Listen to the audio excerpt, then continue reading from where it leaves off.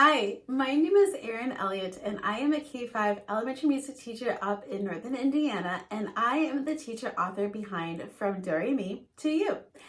In just a couple short weeks, I will be back in the classroom for my 10th year of teaching elementary music, my 13th year of teaching overall.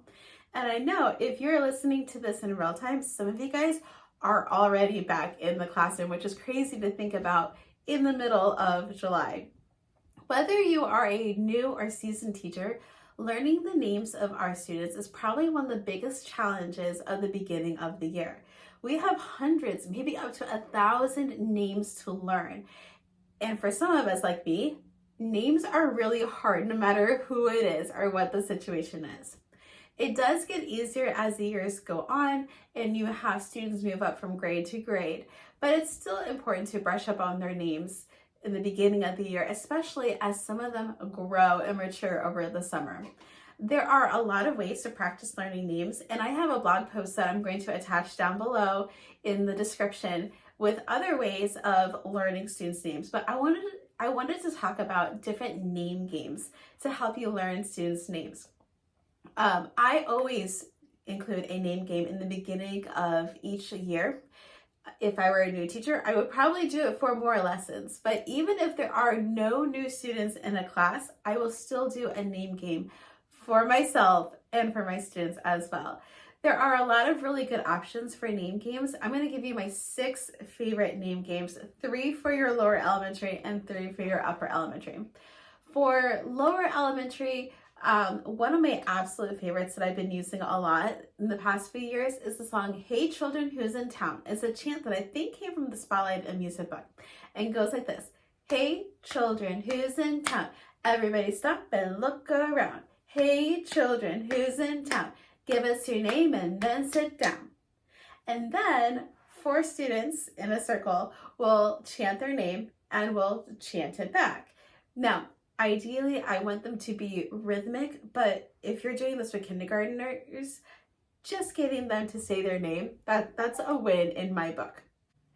Another great option for lower elementary is the song Hickety Pickety Bumblebee.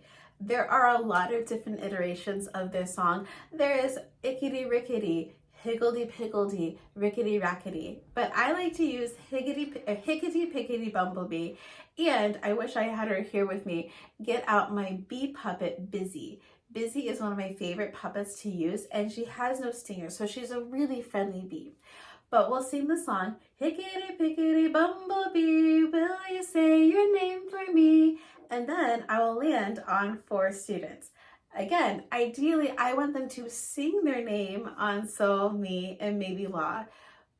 But for kindergartners, I'm just going to encourage the singing voice. If you have smaller class sizes, not like mine, I have 25 to 30 students, there are name games where you do 1 student at a time that are a lot of fun. One of my favorites is Bounce High, Bounce Low. And in this game, you have a circle of students, and the song goes like this. Bounce high, bounce low, bounce the ball to Shiloh. And what they would do is 1 student would have a ball, and they would bounce the catch to the steady beat. And then instead of saying the name Shiloh, they're going to bounce it to another student and say their name. So bounce high, bounce low, bounce the ball to Kirsten. And then Kirsten would take the next turn.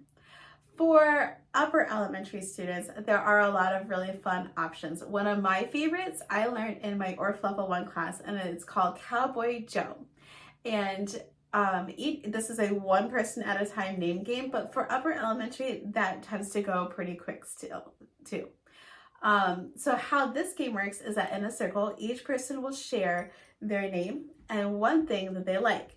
If you want, you can make it even more of a challenge and say the thing that they like has to start with their first letter of their name, if you want to. And the chant goes like this. Cowboy Joe likes Jamba Juice. Hands up, stick 'em up, Cowboy Joe. Obviously, if you have a girl in your classroom, you can do the same thing. So instead, you would go cowgirl. So you can go cowgirl Erin likes egg salad. Hands up, stick 'em up, Cowgirl Erin. I don't really like Exile. That's the first thing that came to my mind. Another really fun option for your older elementary students is the song Up the Ladder, Down the Ladder. I think it came from Game Plan in grade 3, and it's really simple and quick to learn. The song goes like this. Up the ladder, down the ladder, 4 by 4. Up the ladder, down the ladder, 4 by 4. And then 4 students will chant their name. My name is Erin. Her name is Erin. My name is Tommy. His name is Tommy. And you'll do 4 students at a time and then sing the song again. And once the students know this, you can grab a djembe or other drum and improvise on top of it, and it's a lot of fun. One last option is the classic jump in, jump out. And I've used this with my 4th and 5th graders multiple times. Again, like most songs, there are different iterations of it, but the version that I know goes like this. Jump in, jump out, turn yourself about. I said jump in, jump out, introduce yourself. And my students would be in a circle and they would jump in, jump out, and actually turn around. Then one person would go into the middle of the circle and they would share their name, one thing they like, and one thing that they can do. And when they share that, they share it rhythmically, and then the class responds with, yeah, yeah, and all right, all right, all right. So it could sound like this. My name is Erin, yeah, and I like tacos, yeah, and I can break dance, yeah, all right, all right, all right. And then it goes back into jump in, jump out, turn yourself about. So those were 6 name games that I have used with my students before with a lot of success. Name games were a lifesaver for me as a beginning teacher, and I still do them every year at the beginning as a refresher for me. If you want more information about how to learn students' names, you can check out the blog post that I'm going to link down below. And if you need things like seating charts, first day lesson slides or agenda slides, anything to help you for the beginning of the year, my TPT store From Do-Re-Mi to You has a lot of resources to help you with back to school planning. Happy musicking, and I will see you in the next video. Bye.